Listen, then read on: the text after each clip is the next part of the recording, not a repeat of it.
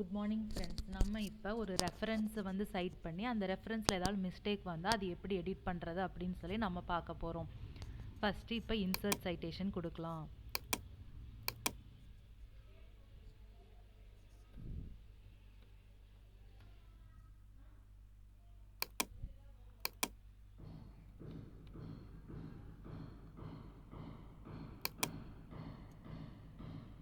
இப்போ நம்ம சைட்டேஷன் பண்ணிட்டோம். இப்போ இந்திரேஷ் அண்ட் அஞ்சப்பா அப்படிங்கிறது வந்து ஆத்தர் சைட்டேஷன்.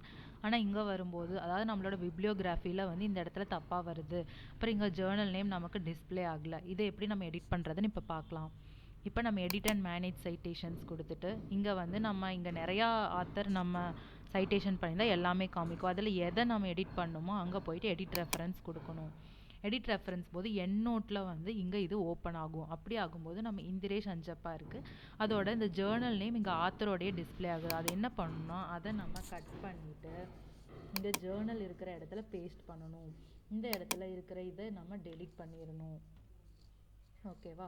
அதுக்கப்புறம் நம்ம ஆத்தர் இருக்கா, இயர் இருக்கா, டைட்டில் இருக்கா, ஜேர்னல் இருக்கா, வால்யூம், இஷ்யூ, பேஜ் நம்பர், இந்த டீட்டெயில்ஸ்லாம் இருக்காங்கிறத பார்த்துக்கணும்.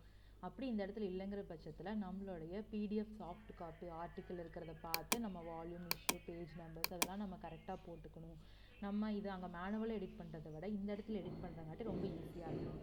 இப்போ நம்ம கண்ட்ரோல் எஸ் கொடுத்து சேவ் பண்ணிவிட்டு நம்ம இப்போ மறுபடியும் நம்மளுடைய வேர்ட் டாக்குமெண்ட்டுக்கு போயிட்டு இங்கே இன்ஸ்டன்ட் ஃபார்மேட்டிங் ஆஃப் கொடுத்துட்டு இன்ஸ்டன்ட் ஃபார்மேட்டிங் ஆன் நம்ம இப்போ கொடுக்கும்போது இப்போ கரெக்டாக இங்கே வந்துச்சு இந்திரேஷன் அஞ்சப்பா 2014. அந்த டைட்டில் அதனுடைய ஜேர்னல் நேம் வந்து இட்டாலிக்ஸில், அதுக்கப்புறம் நம்மளுடைய வால்யூம், இஷ்யூ, பேஜ் நம்பர் கரெக்டாக டிஸ்பிளே ஆயிடுச்சு. இந்த மாதிரி உங்களுடைய பிப்ளியோகிராஃபியை எடிட் பண்ணிக்கலாம் ஃப்ரெண்ட்ஸ்.